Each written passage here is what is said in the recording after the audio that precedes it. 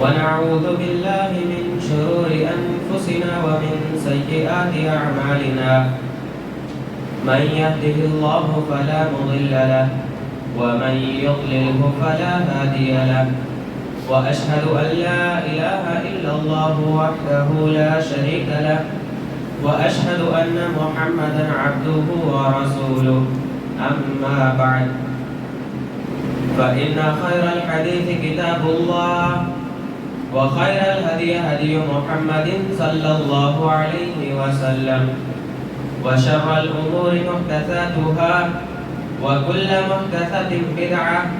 وكل بدعة ضلالة وكل ضلالة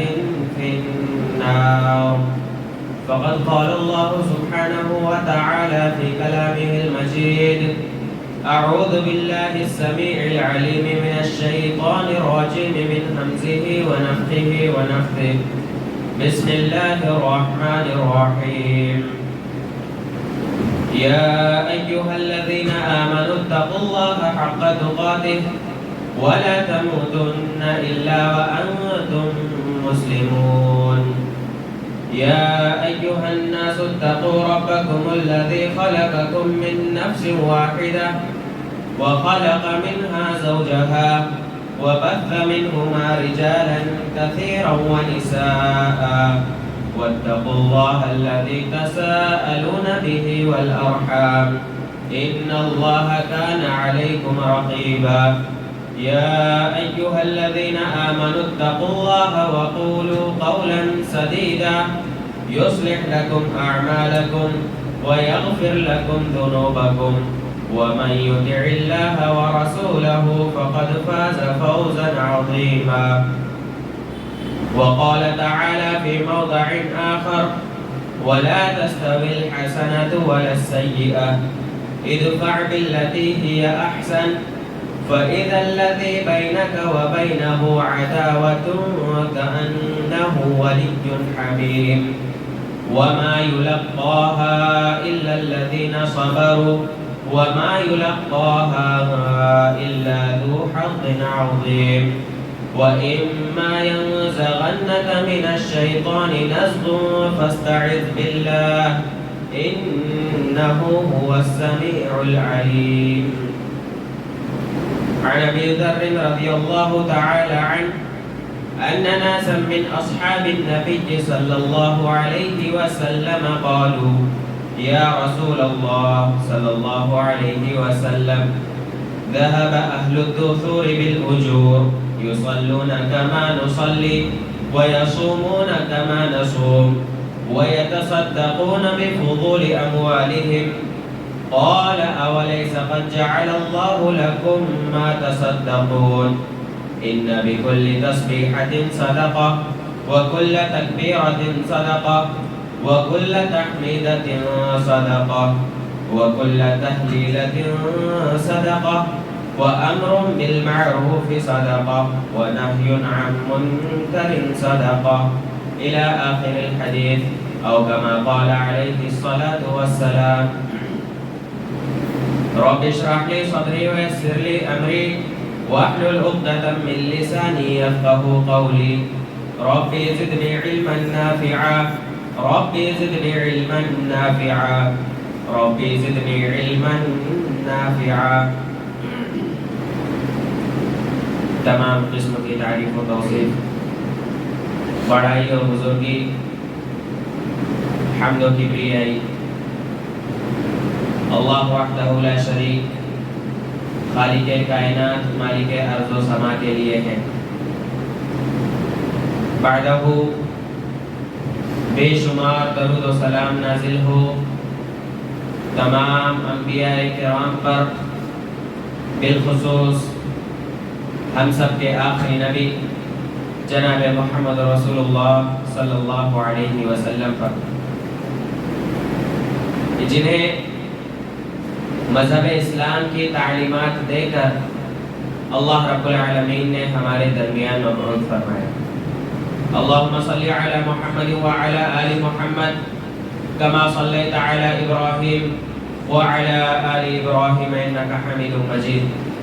اللهم بارك على محمد وعلى آل محمد كما باركت على إبراهيم وعلى آل إبراهيم إنك حميد مجيد. معزز و مکرم سامعین گرامی اور میری آواز کو سننے والی ماں اور بہنوں، گزشتہ خطبے میں حسد کے متعلق، حسد، اس کی تباہ کاری اور حسد کی وجوہات کے بارے میں کچھ معلومات ہم نے حاصل کی تھی. آج کے اس خطبے میں اسی موضوع کا ایک اہم نقطہ، اسی موضوع کا ایک اہم جز کہ حسد سے ہم اپنے آپ کو کیسے بچا سکتے ہیں، یا وہ کون سے اعمال اور وہ کون سے طریقے ہیں کہ جن کے کرنے سے ہم جو ہے حسد سے محفوظ رہ سکتے ہیں. تو اس تعلق سے اور اس موضوع پر آج کے اس خطبے کے اندر کچھ روشنی ڈالنے کی کوشش کروں گا. اللہ رب العالمین سے دعا کرتا ہوں کہ الہ العالمین تو مجھے حق بات کہنے کی توفیق عطا فرما، اور الہ العالمین حق بات کو سن کر اسے قبول کرنے کی اور اس پر عمل پیرا ہونے کی ہم تمام لوگوں کو توفیق عطا فرما. سب سے پہلا عمل کہ جس کے ذریعے سے ہم حسد سے دور ہو سکتے ہیں، دور ہوں گے، وہ ہے کہ جب ہمارے دل میں حسد کے متعلق جب کوئی خیال آ جائے تو ایسی صورت میں فوراً تعوذ پڑھنا چاہیے، یعنی اعوذ باللہ من الشیطان الرجیم پڑھنا چاہیے، اور آنے والے اس شر سے ہمیں اللہ رب العالمین کی پناہ طلب کرنی چاہیے. خطبہ مسنونہ کے بعد ایک آیت سورہ صافات کی 3 آیتیں ہم نے سماعت کی، جس کے اندر اللہ رب العالمین نے ارشاد فرمایا کہ وَإِمَّا يَنزَغَنَّكَ مِنَ الشَّيْطَانِ نَزْغٌ فَاسْتَعِذْ بِاللَّهِ، کہ جب تمہارے دلوں میں شیطان کا کوئی وسوسہ کھٹکے تو تم کیا کرنا؟ فَاسْتَعِذْ بِاللَّهِ، اللہ رب العالمین سے اس کی پناہ طلب کرنا. اور اگر ہم اس چیز پر غور کریں تو ہمیں یہ بات بھی معلوم ہوگی کہ انسان کے اندر جو حسد کا جذبہ بھڑکتا ہے اس کے اندر شیطان کا بہت بڑا ہاتھ ہوتا ہے، اس لیے کہ شیطان انسان کو اللہ رب العالمین کی ذات سے مایوس کراتا ہے اور اللہ رب العالمین سے نا امید کراتا ہے، اور نہ جانے کئی ایک خیالات جو ہے شیطان انسان کے ذہن میں ڈال دیتا ہے. تو سب سے پہلا عمل قرآن کی روشنی میں یہ معلوم ہوا کہ جب بھی ہمارے ذہن کے اندر، جب بھی ہمارے دل و دماغ کے اندر، نفس کے اندر حسد کا کوئی خدشہ، حسد کے کھٹکنے کا خدشہ جب پیدا ہو جائے تو ایسی صورت میں سب سے پہلے اللہ رب العالمین کی پناہ طلب کی جائے، یعنی اعوذ باللہ من الشیطان الرجیم پڑھ لیا جائے اور اس کے ذریعے سے شیطان کو اپنے سے دور کیا جائے. اسی طرح سے حاسد کے حسد سے اور اس کے شر سے جو ہے ہمیں اللہ رب العالمین کی پناہ طلب کرنی چاہیے. قرآن مجید کی سیکنڈ لاسٹ جو سورت ہے سورۃ الفلق، اس کے اندر سب سے آخری آیت جو اللہ رب العالمین نے بیان کی وہ کیا ہے؟ اللہ رب العالمین نے فرمایا کہ وَمِن شَرِّ حَاسِدٍ إِذَا حَسَدَ، کہ اور میں پناہ مانگتا ہوں اللہ رب العالمین سے حاسد کے حسد کے شر سے. یعنی حاسد جب حسد کرتا ہے تو اس سے جو شر پیدا ہوگا تو اس شر سے جو ہے میں اللہ رب العالمین کی پناہ طلب کرتا ہوں. تو سب سے پہلا عمل کہ ہمیں تعوذ پڑھنا چاہیے اور حاسد کے حسد کے شر سے اللہ رب العالمین کی پناہ طلب کرنی چاہیے. دوسرا عمل یا دوسرا کام ہمیں جو کرنا چاہیے وہ یہ کہ اللہ رب العالمین کا تقوی اختیار کرنا چاہیے. تقوی کے متعلق بہت مرتبہ بیان کیا گیا، یہاں پر بھی یہ اس عمل میں داخل ہے کہ جب ایک انسان تقوی اختیار کرے گا اور تقوی میں اللہ رب العالمین کی اطاعت و فرما برداری کرے گا اور نافرمانیوں سے اجتناب کرے گا تو خصوصاً اور آٹومیٹیکلی جو ہے شیطان کے وسوسوں سے وہ دور ہو جائے گا۔ اور جب ایک انسان کا اللہ رب العالمین پر بھروسہ اور یقین کامل ہوگا تو ایسی صورت میں بھی وہ حسد سے جو ہے بچ سکتا ہے اور اپنے آپ کو حسد سے بچا سکتا ہے۔ اللہ رب العالمین نے کلام مقدس کے اندر تقوی کا فائدہ اور اس کی خصوصیت بیان کرتے ہوئے فرمایا کہ وَمَن يَتَّقِ اللَّهَ يَجْعَل لَّهُ مَخْرَجًا، کہ جو شخص اللہ رب العالمین کا تقوی اختیار کرتا ہے تو اگر وہ کسی مصیبت میں پھنسا ہوا ہے اور اس کے لیے راستوں کو پکڑنا سمجھنا دشوار ہو رہا ہو تو ایسی صورت میں اللہ رب العالمین اسے اس پریشانی سے نکلنے کے راستے فراہم کر دیتا ہے۔ وَيَرْزُقْهُ مِنْ حَيْثُ لَا يَحْتَسِبُ، اور جب ایک انسان تقوی اختیار کرتا ہے تو اللہ رب العالمین اسے ایسی جگہوں سے رزق عطا کرتا ہے کہ وہ وہم و گمان بھی نہیں کر سکتا۔ تو جب ایک انسان تقوی اختیار کرے گا تو ظاہر سی بات ہے اللہ رب العالمین کا وعدہ ہے کہ وہ اسے رزق دے گا، اور جب اللہ رب العالمین رزق دے گا تو کسی اور کی نعمتوں پر جلنا، کسی اور کی نعمتوں کے زوال کی تمنا کرنا اس کے ذہن میں اور اس کے دل و دماغ میں نہیں آئے گا۔ تو تقوی اختیار کرنا یہ ایک سبب ہے کہ جس کے ذریعے سے ہم حسد سے دور رہ سکتے ہیں۔ اسی طرح سے اللہ رب العالمین نے ایک اور مقام پر ارشاد فرمایا کہ وَمَن يَتَّقِ اللَّهَ يَجْعَل لَّهُ مِنْ أَمْرِهِ يُسْرًا، کہ جو شخص اللہ رب العالمین کا تقوی اختیار کرتا ہے تو اللہ رب العالمین اس کے کام کو، اس کے معاملات کو اس کے لیے آسان بنا دیتا ہے۔ تو اگر ایک انسان تقوی اختیار کرے گا تو ایسی صورت میں اللہ رب العالمین اس کے کمائی کے ذریعے کھول دے گا اور آنے والی جو مشکلات ہیں اللہ رب العالمین اسے بھی دور کرے گا، اور ان مشکلات کو جو ہے اللہ رب العالمین آسانیوں کے اندر تبدیل فرمائے گا۔ تو یہ دوسرا سبب ہوا، دوسرا عمل ہوا کہ جس کے ذریعے سے ہم حسد سے محفوظ رہ سکتے ہیں، حسد سے دور رہ سکتے ہیں۔ تیسرا عمل یہ ہے کہ اللہ رب العالمین نے جتنا بھی ہمیں دیا ہے، چاہے کم ہو چاہے زیادہ ہو، اس پر اللہ رب العالمین کا اس پر صبر کرنا، اور ساتھ ہی ساتھ صبر کے ساتھ ساتھ اللہ رب العالمین کی شکر گزاری کرنا۔ یعنی اللہ رب العالمین نے اگر تھوڑا بہت دیا ہے تو اس پر صبر کرنا کہ اللہ رب العالمین نے ہمارے مقدر میں اتنا ہی لکھا ہے، اور اس میں اپنا گزارا بسارا کرنا اور کسی بھی طرح کی شکایات کو اپنے زبان پر نہ آنے دینا، اور صبر کے ساتھ ساتھ اللہ رب العالمین کی شکر گزاری کرنا کہ اللہ رب العالمین نے جتنا بھی دیا ہے اس کا اپنا فضل ہے، اور ہمیں جو ہے اس کی شکر گزاری کرنی چاہیے۔ شکر گزاری اعمال کے ذریعے سے ہونی چاہیے، مثلا نماز پڑھنا ہے، روزے رکھنا ہے، زکوٰۃ ادا کرنا ہے، صدقات و خیرات کرنا ہے، ان چیزوں کے ذریعے سے شکر گزاری کرنی چاہیے۔ اس لیے کہ جب ایک انسان صابر و شاکر ہوتا ہے، شکر گزار بندہ بنتا ہے، تو اللہ رب العالمین کا وعدہ ہے، اللہ رب العالمین کہتا ہے کہ لَإِن شَكَرْتُمْ لَأَزِيدَنَّكُمْ، کہ اگر تم شکر گزاری کرو گے، جتنی نعمتیں تمہیں ملی ہے اس پر اللہ کا شکر ادا کرو گے، تو اللہ رب العالمین یہ وعدہ کرتا ہے کہ لَأَزِيدَنَّكُمْ، میں تمہیں اور زیادہ دوں گا، یعنی میری نعمتیں تم پر نچھاور کر دوں گا۔ وَلَئِن كَفَرْتُمْ، اور اگر تم شکر گزاری نہیں کرتے، یعنی اللہ رب العالمین کی نعمتوں کے ملنے کے باوجود بھی تم شکوے شکایات کرتے ہو، یا اللہ رب العالمین سے نا امید ہوتے ہو، یا اللہ رب العالمین نعمتوں کو دینے کے باوجود بھی تم اس کی عبادت نہیں کرتے ہو، تو اللہ رب العالمین کہتا ہے کہ ان عذابی لشدید، تو یہ بات میرے ذہن میں رکھنا کہ میرا عذاب بھی بہت سخت ہے۔ معلوم یہ ہوا کہ شکر گزاری سے اللہ رب العالمین مال میں اضافہ کرتا ہے، اور شکر گزاری سے انسان کے اندر جو حسد کا مادہ ہوتا ہے وہ ختم ہو جاتا ہے، اور اسی طرح سے اگر وہ ناشکری کرتا ہے تو ایسی صورت میں وہ اللہ رب العالمین کے عذاب کا مستحق بن جاتا ہے۔ اسی طرح سے اللہ رب العالمین پر توکل، اس پر بھروسہ، یقین اور اعتماد رکھنا،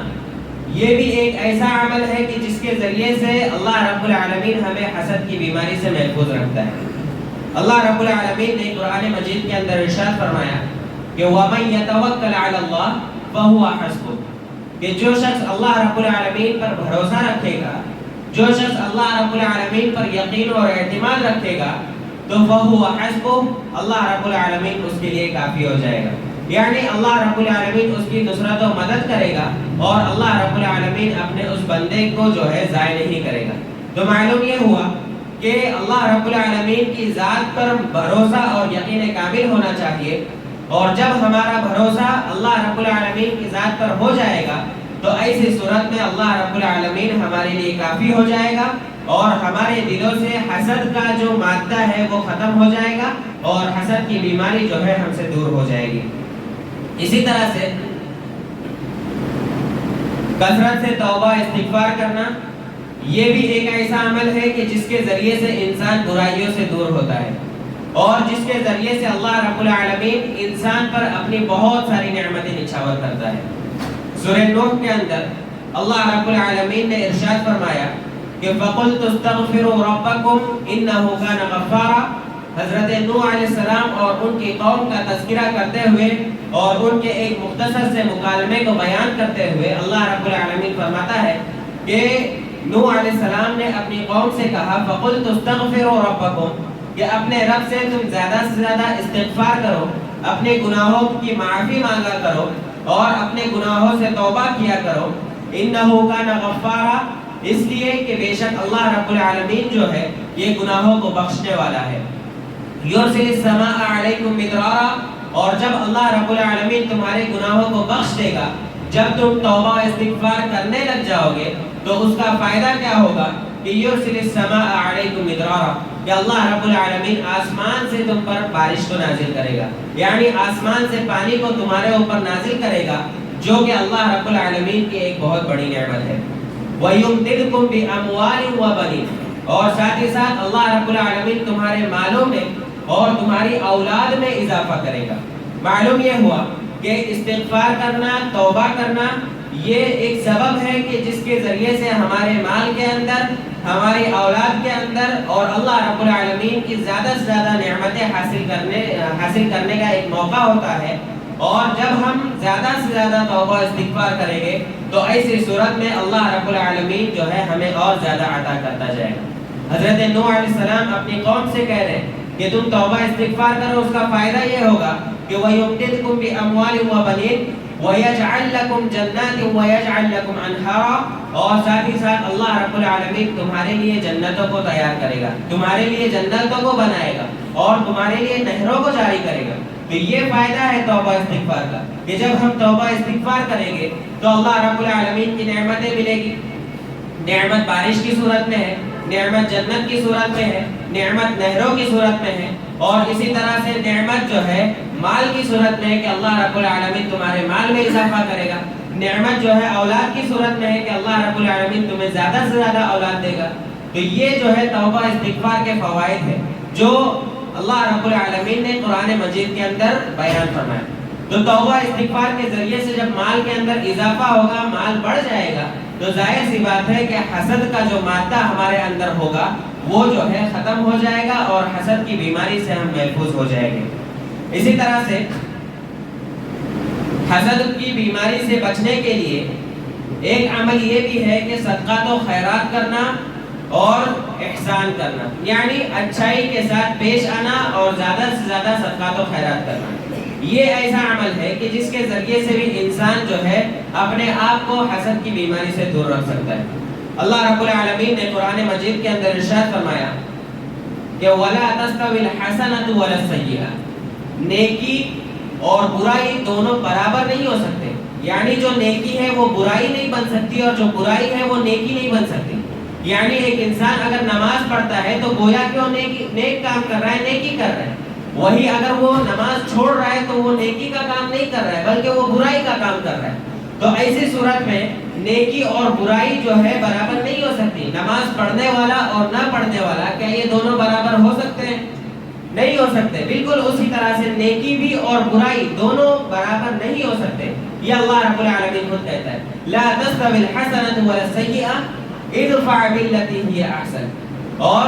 تم جو ہے نیکی برائی کو جو ہے نیکی کے ذریعے سے اس کا دفاع کرو، برائی کا دفاع نیکی کے ذریعے سے کرو.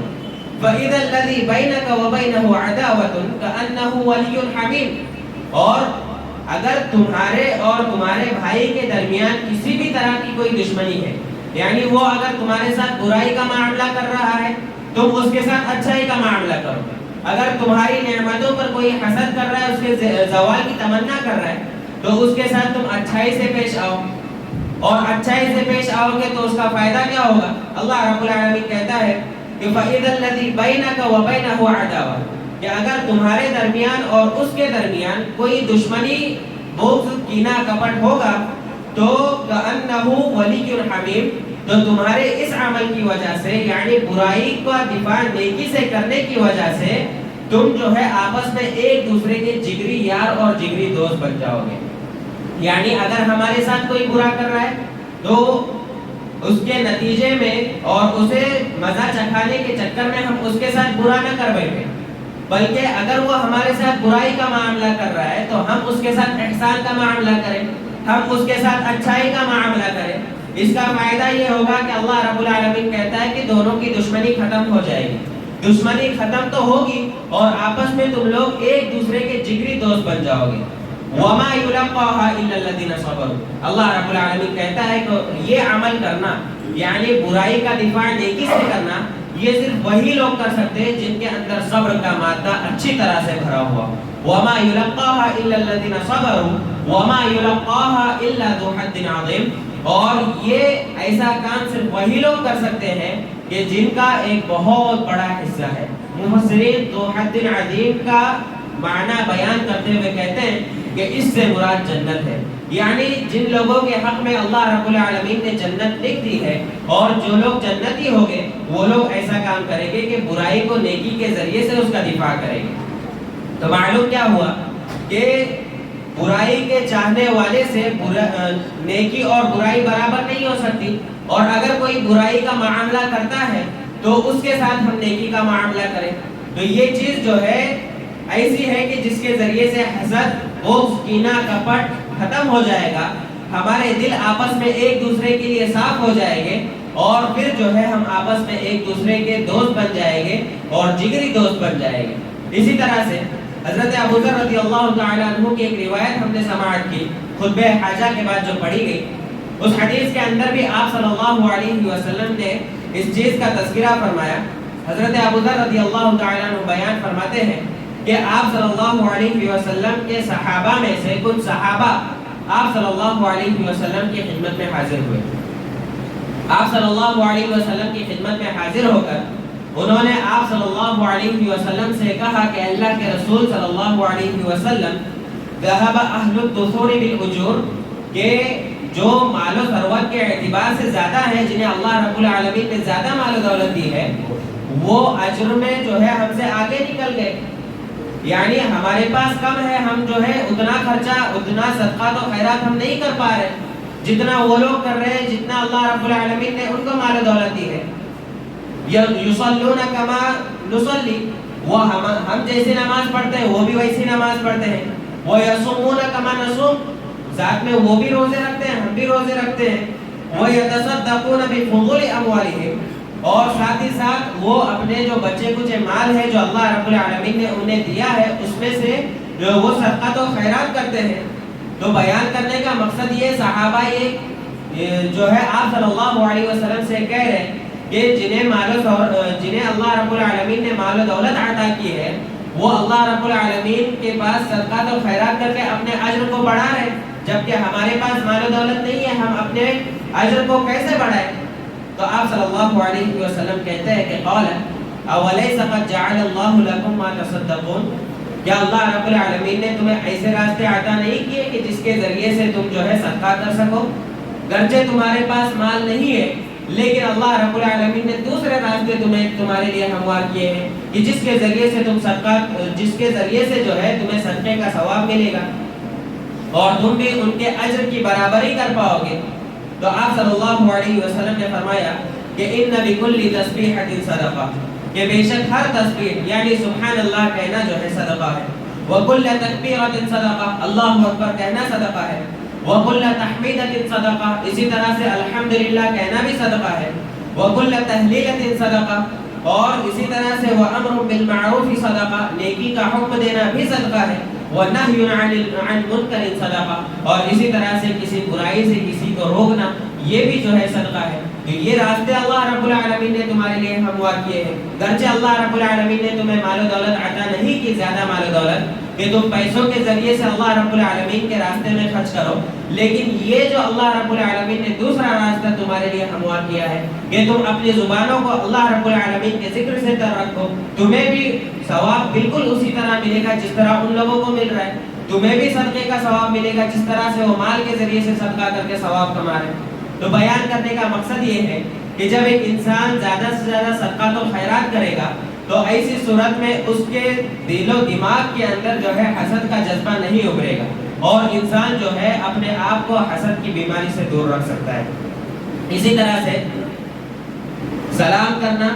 یہ بھی ایک ایسا سبب اور ایسا ذریعہ ہے کہ جس کے ذریعے سے ہم حسد کا خاتمہ کر سکتے ہیں. آپ صلی اللہ علیہ وسلم کی روایت ہے کہ لا تدخلون الجنت حتی تؤمنوا، کہ تم لوگ جنت میں اس وقت تک داخل نہیں ہو سکتے یہاں تک کہ تم ایمان والے نہ ہو جاؤ، یعنی یہاں تک کہ تم مومن نہ بن جاؤ.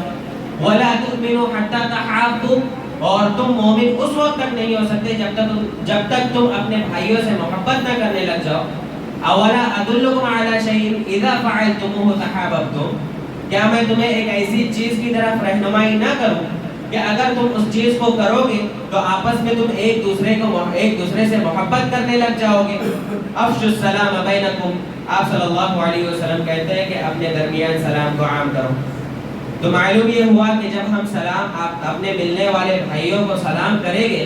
تو سلام کے ذریعے سے محبت بڑھے گی، اور جب محبت بڑھے گی تو آپس کے گلے شکوے کینہ کپٹ سب کچھ ختم ہو جائے گا، اور آپس میں ایک دوسرے کے ساتھ محبت سے رہنے کی کوشش کریں گے. تو جب ایک دوسرے کے ساتھ محبت بڑھے گی تو اس کے ساتھ جو ہے حسد کا خاتمہ ہوگا، ہمارے دل جو ہے آپس میں ایک دوسرے کے لیے صاف ہو جائے گے. اسی طرح سے ایک عمل یہ بھی ہے کہ نمازوں کی پابندی کرنا،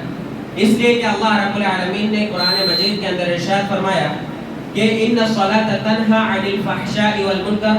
کہ بے شک یہ نماز جو ہے تمہیں برائی کے کاموں سے روکتی ہے. تنہی عن الفحشاء، فحش سے، والمنکر، اور برائی کے کاموں سے تمہیں روکتی ہے. تو ظاہر سی بات ہے کہ حسد کرنا یہ برائی ہے، یہ ایک بیماری ہے جو ایک مومن کے اندر نہیں ہونی چاہیے. تو جو شخص نماز کو پڑھے گا اور نماز کی پابندی کرے گا تو اس کے دل سے اللہ رب العالمین اس بیماری کو دور کرے گا، اور اس حسد سے جو ہے اس برے فعل سے اللہ رب العالمین اسے بچائے رکھے گا. اسی طرح سے اللہ رب العالمین کا کثرت سے ذکر کرنا، الا بذکر اللہ تطمئن القلوب کہہ کر اللہ رب العالمین نے یہ بات واضح کر دی کہ ہمارے دلوں کو سکون جو ہے کسی کی نعمتوں کے زوال سے نہیں ملے گا